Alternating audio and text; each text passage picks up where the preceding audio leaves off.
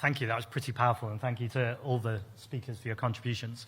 I'm going to take questions from the media in groups of 3, starting off with Will Meakin-Durrant from PA. I think the mic will be coming over to you. Thanks, Will.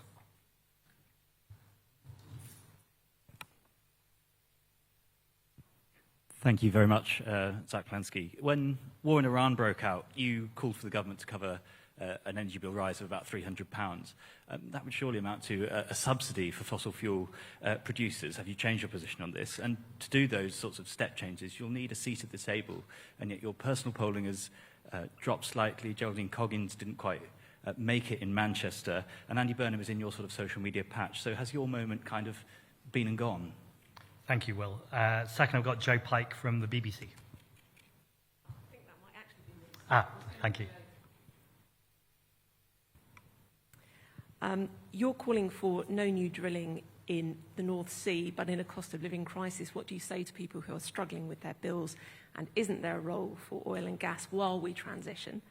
And a second quick one. The Conservatives are facing a lot of criticism for their selection of Joshua Bonehill-Payne as one of their councillors. Given that your party has also faced some criticism when it comes to the selection of candidates, do you believe in rehabilitation? Thank you. Faye from Sky.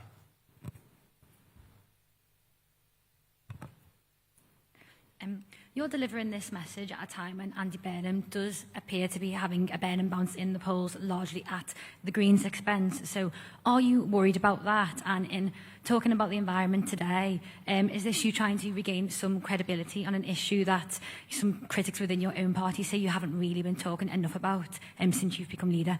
Thank you. So beginning with Will, I think you always need a short-term plan and a longer-term plan. If you look at Spain, they doubled their renewable capacity.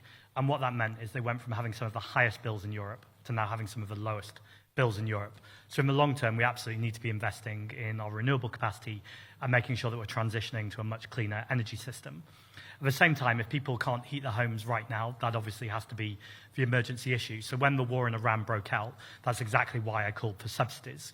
What I think we really need to look at is the £2.7 billion that we're giving as tax breaks to the fossil fuel companies that we should be ultimately putting into retraining workers, for instance, and making sure that we have jobs for the future in renewables, in nature, in the caring industries. There's amazing skills in those communities that ultimately need to be harnessed.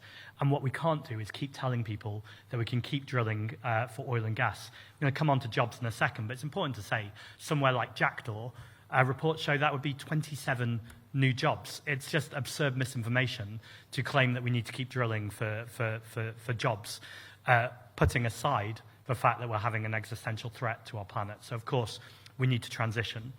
On poll ratings, and it's similar to the question Faye asked, and the first thing I'd say is I'm really proud of Geraldine Coggins and the campaign that everyone ran in Greater Manchester. It's important to say that we upped our vote share by 80%, which I would say is a pretty impressive increase in a couple of years. On top of that, when you look at every single borough in Manchester, there's one borough where we remain the same in vote share. In the other 9 boroughs, we increased, and in many substantially. So I think there's really, really strong growth there. I think it's also important to recognise the context that Prime Minister Andy Burnham is having a honeymoon, and good luck to him on that. He was a very popular mayor of Greater Manchester. He's become the Prime Minister. He's doing announcements every single day. I think you as the press will be the first to acknowledge that there's often very little substance to the announcement, and we're going to have to wait until October to see what happens at the budget. Look, taking my leadership role aside, I'm also a citizen of this country. I want this government to do well. I want them to lower bills. I want them to tackle the climate crisis, the nature crisis. And if they do all of that, then yes, that might make things harder for the Green Party. But I welcome that, because then what we can do is focus on making things even better. And I think my biggest achievement, or one of my biggest achievements in my coming up to a year of being leader of the Green Party, was toppling a very unpopular Prime Minister. I'm in no doubt that if we had not won Gorton and Denton, Keir Starmer would not have had the leadership crisis he had, and we wouldn't have had the version of Andy Burnham turn up that criticises neoliberalism. And obviously I very much agree with that, and that's something I've been talking about all year, and something the Green Party's been talking about for decades. The criticism isn't enough, though. If you criticise the problem, but don't offer the real credible solutions to change that problem, then people will ultimately get sick of you. And I think what I really hold on to is ultimately we have truth on our side. Because if Andy Burnham kind of wants to keep kicking things into the long grass and talks about drilling in the North Sea, for instance, reality will catch up on him. So I hope he does the right things, and if he does the right things, then we'll focus on what he can do even better. But all the evidence so far, including the appointment of Shabana Mahmood, not putting Ed Miliband, I believe, where he belongs, some of the continuation of some dire policy, including in relation to Palestine, I think points to a Prime Minister that wants to say the right things but isn't willing to back it up with action. To be fair, he's pretty new. Let's wait and see. On the North Sea, I think I've partly answered that. I think the important thing here to say is that if we decarbonise by 2050, that would cost less than a single energy shock. And we've now had 2 energy shocks in just a few years. So the first thing to say is we cannot keep waiting. We cannot keep hoping for magic technologies. The technology already exists. What is lacking is the political will to overcome barriers. Those barriers aren't even particularly strong. They just require leadership. And we often talk about how to invest in things and the bond markets. And it is important to recognize that we need to take the bond markets with us. But one of the ways we do that is by having a clear plan that is visionary, that people can get behind. Now, that clear plan clearly has to tackle inequality in our society. It clearly has to tackle the jobs crisis and making sure that we're tackling unemployment. But it absolutely has to have climate and nature at the heart of it. These are the fundamental risks to us as a civilization. If we don't have nature, we don't have anything. Everything collapses. And I thought Chris's phrase was brilliant. Like, you can obsess about the birds and the bees, but actually what you're obsessing about there is one, nature in itself, which is intrinsically important, but also, even if you take the most selfish perspective, we need those birds and bees. We need those pollinators. We need those food and ecosystems to survive and exist. On councillors, I don't know the individual circumstance of this individual councillor, so I'm going to be careful about wading in on a case that I don't know the detail on. But I do believe in rehabilitation. I think someone can say something or even do something and make a mistake. Now, I think the important point is that we don't just apologise and move on. There has to be a clear recognition of what they did wrong and what they're going to do in the future to rectify it. I don't believe anyone should be pushed out of public life permanently. I do believe that there has to be spaces for people to rehabilitate, no matter what they say or no matter how heinous what they do is. I think there clearly has to be a relationship, though, between a candidate, whether that's for a councillor or an MP, and the voting public, that ultimately they have to re-earn trust. And again, it can't just be a meaningless apology. It has to be a clear direction that the lessons are going to be learned. To Faye, the first thing I would push back on before answering your question directly is I've been talking about the nature and climate crisis from the day that I was elected as the Green Party leader. And I've been in so many interviews where people have said to me, you're not talking about climate and nature. And I've said, please ask me a question about it. It would be my absolute honour, and I would delight in being able to talk about these things. What I have done, and I think is key to your question, is link the climate and nature question to the issues that people are talking about every day. Now, I wish people were talking about the climate crisis every day, and that's partly why I've called this press conference today, because I've seen over the last few days and few weeks the shocking scenes of wildfires, the number of 3,000 deaths. It's a number that can just kind of get said, but I think we need to sit in that 3,000 people have died because of the extreme heat. And I recognise the platform I have as leader of the Green Party. I recognise that we have 230,000 members. I recognise that our polling was higher. It's still much stronger than it's ever been. And I recognise that with that platform and with that moment, I want to draw attention and do everything we can to push the Prime Minister to take action on what is such a crucial subject. Now, I've focused on the climate and nature crisis today, but we already heard from our guests as well that this does link in. This is a way to lower bills. This is a way to transform some of the inequality in our society. This is a way to create the jobs of the future and to make sure we have more cohesive communities. So I don't think we can or should talk about climate and nature in a silo. I do think there are times, though, when people have died and we know that more heat waves will come, and we know that next year we could have even more extreme temperatures, that there's a moment to say we can put the cost of living crisis to one side for a moment. We really need to talk about climate and nature, but it is important to keep linking it back and let people know if they're worried that the climate crisis is going to be off the backs of working people, I'm worried about that too. It does not need to be that way.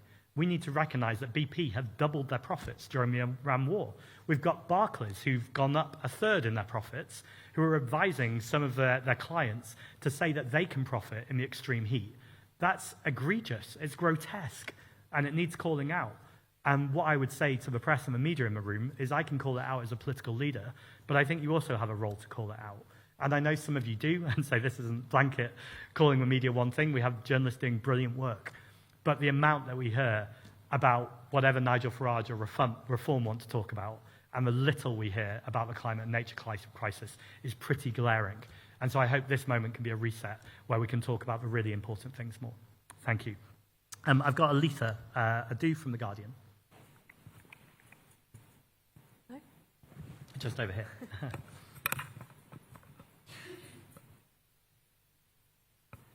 Thank you. Mr. Polanski, Parliament's in recess right now. As you rightly say, over the last few weeks, thousands of people have died, and we're seeing severe droughts. Why have you waited until now to deliver this so-called, reality check to the government? I mean, you have been on major platforms. You have a major platform yourself. Are you struggling to make this a defining sort of issue for your leadership instead of what it seems to be as your mishandling of your social media accounts? And just on the Tory candidate, if I may, Joshua Bonehill-Payne led a sustained campaign of anti-Semitic abuse against Luciana Berger. As a Jewish party leader yourself, do you really think that Kemi Badenoch's defence of him was right? And finally, just to be a bit cheeky, the chair of the EHRC has accused a number of Green Party-led councils of being performative by refusing to implement the law on single-sex bases, given she says they will essentially be obliged to follow the law. What's your response to that? Thank you, Alita. Bethany Dawson from LBC.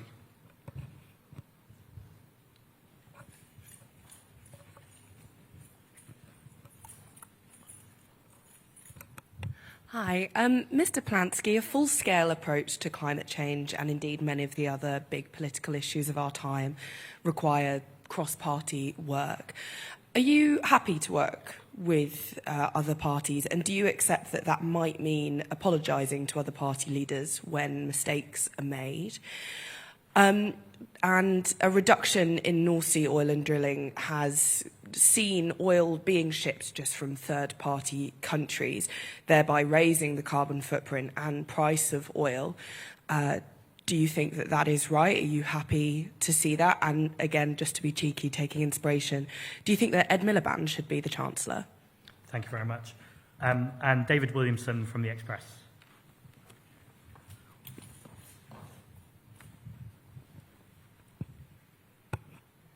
Thanks so very much.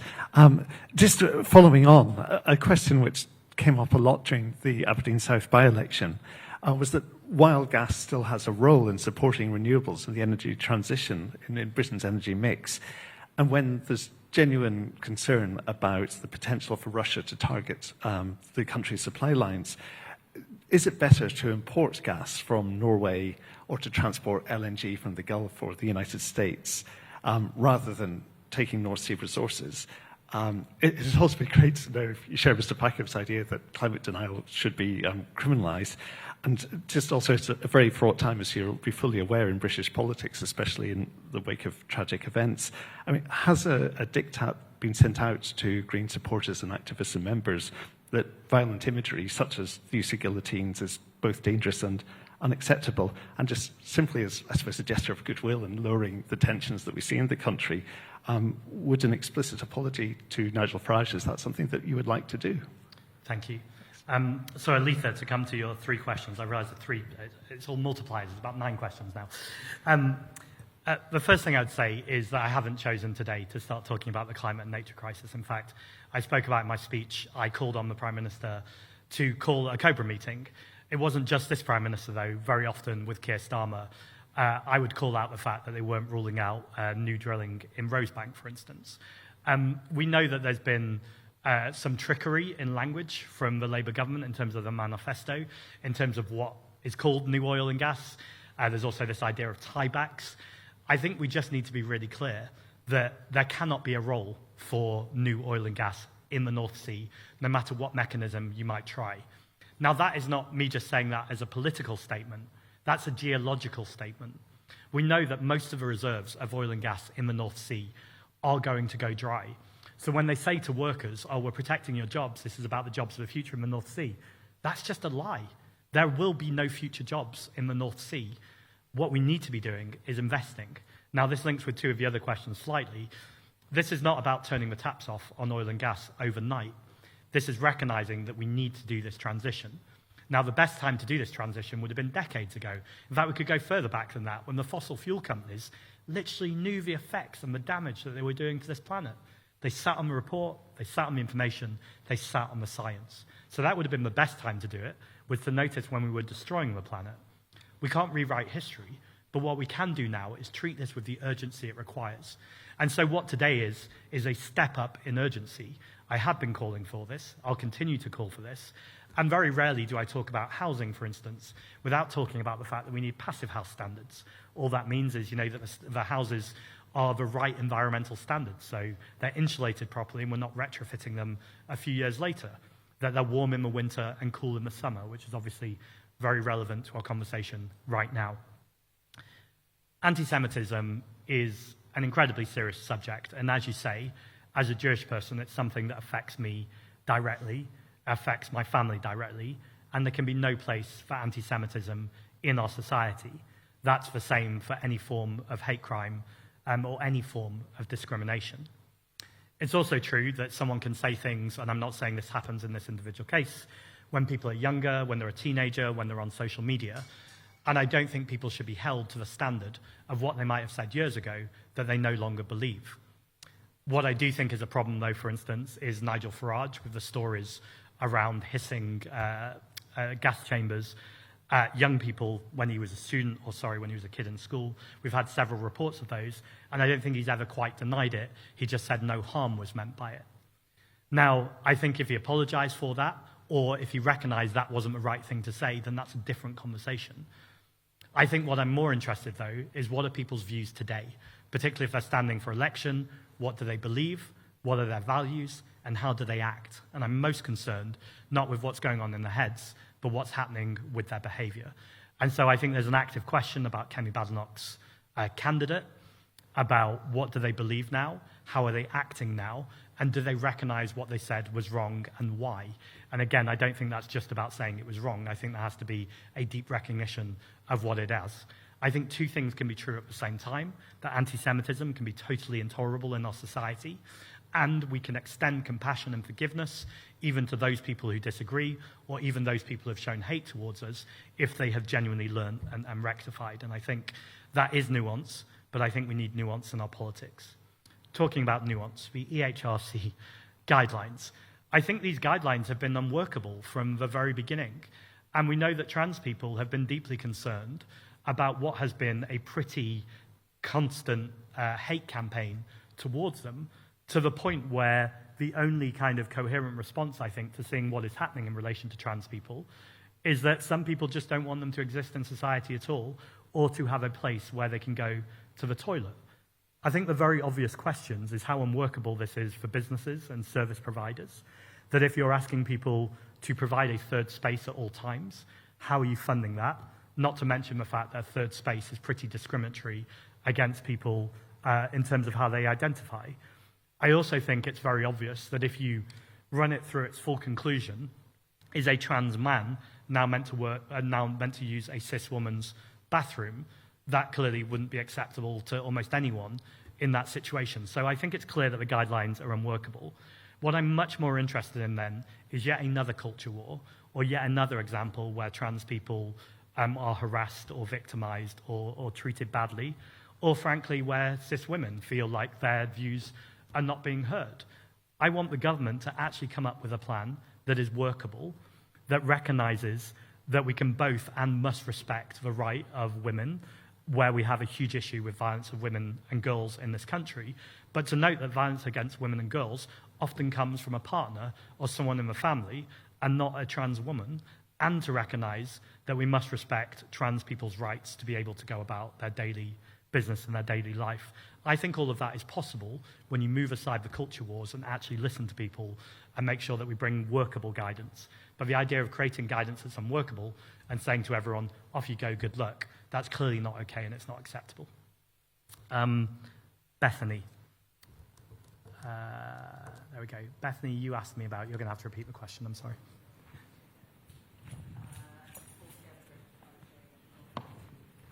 Got it. Yes, absolutely. I'll work with anyone who wants to tackle the climate crisis and wants to protect nature. This issue has to be above party political kind of... This issue has to be above parties. It has to be about how do we protect people, how do we protect the planet, and how do we lower people's bills. Now, at the same time as saying that, two things can be true at the same time. Vested interests have really corrupted this debate.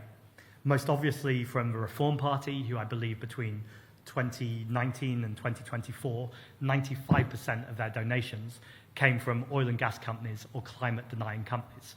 So if you have a party taking that much money from the vested interests, it becomes very difficult to believe that when they speak, that they're actually representing people's best interests and the planet's best interests, as opposed to their pockets or the pockets of their donors.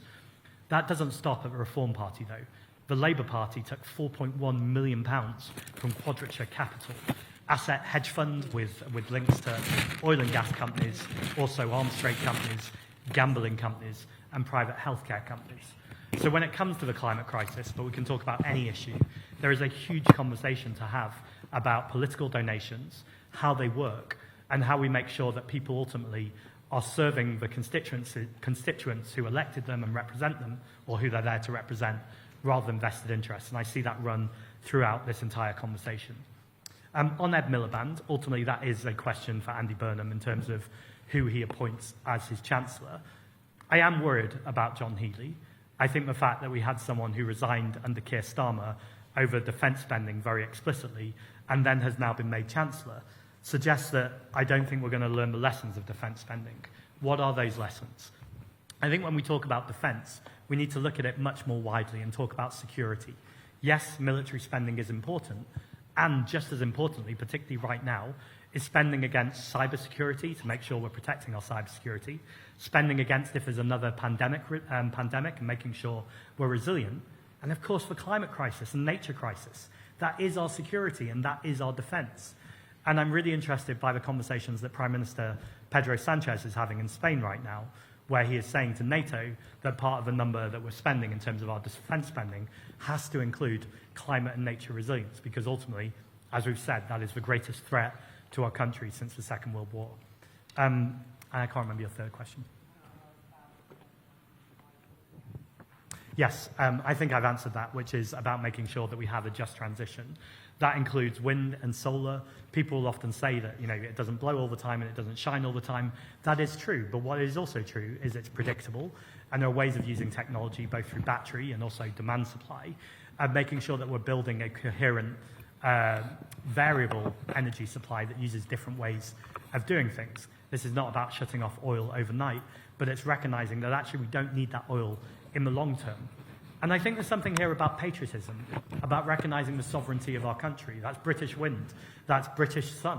We could ultimately be harnessing the power that we have in this country. And of course, the wind doesn't just come from Britain, it travels as well. It's important to say that. But recognizing when we have the technology that we create and the science that we create and those jobs of the future, that's a way of really harnessing pretty much what the war spirit was and the Marshall Plan, of saying what does it look like to invest in these technologies, to put ultimately the whole country on the war effort, where we're thinking about in every single industry, how can we be lowering bills, making things more efficient, and adding our contribution to tackling the climate and nature crisis. And I think that's really exciting.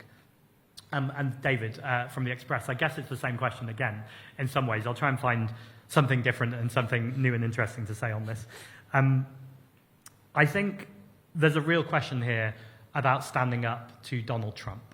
And I was pretty disheartened to see Andy Burnham responding to Donald Trump's call for more drilling in the North Sea and oil and gas by not ruling that out and talking about pragmatism. And it does feel like pragmatism has become the new code for difficult decisions, because we always see difficult decisions for disabled people, for migrants, for trans people, for people who are unemployed and trying to get on the job market.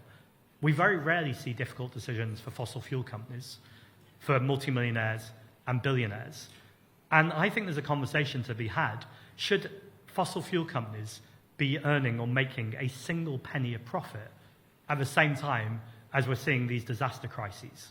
I think there's a conversation to be had about every single penny of excess profit that those fossil fuel companies making going straight into wildfire prevention, straight into tackling the climate crisis and climate adaptation.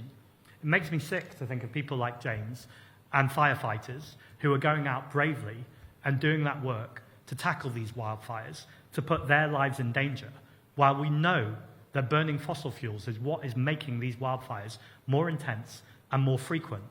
Yet some firefighters are not always going to the scenes in the correct equipment. There was a whole conversation particularly about women firefighters and the fact that when the uniforms weren't gendered or they didn't have enough uniform for women firefighters, they were having to wear the same as the men, these heavier uniforms, that meant when they were in dealing with fires, the exact moment where you'd want their brains and their thoughts to be on nothing but how to tackle the fire, they're in the uncomfortability and dangerousness of what they're wearing. Now, I don't blame the fire brigade for that a moment. What I blame is austerity and so-called difficult decisions or pragmatism from successive chancellors and governments who have not taken this issue seriously. I also know that the Fire Commissioner, I've heard him say this many times, would want a statutory duty on the fire brigade for tackling wildfires, and more so floods. It's not right that when there's a flood, in particular, governments understandably turn to the fire brigade, various fire services, and say, you know how to deal with this, off you go. So they have the ability to be able to do that, but because it's not a statutory duty, they don't have the funding and they don't have the resources that they need in order to be able to do that. That, again, is grotesque. And it's very obvious how you fund it. You fund it by saying to fossil fuel companies, you will not make profits off the back of people's misery, off the back of wildlife being destroyed, their habitats being destroyed, off the back of local businesses being destroyed. You will not profit from that, and that money is going to go straight to the Treasury to make sure that we're going to tackle future climate catastrophes.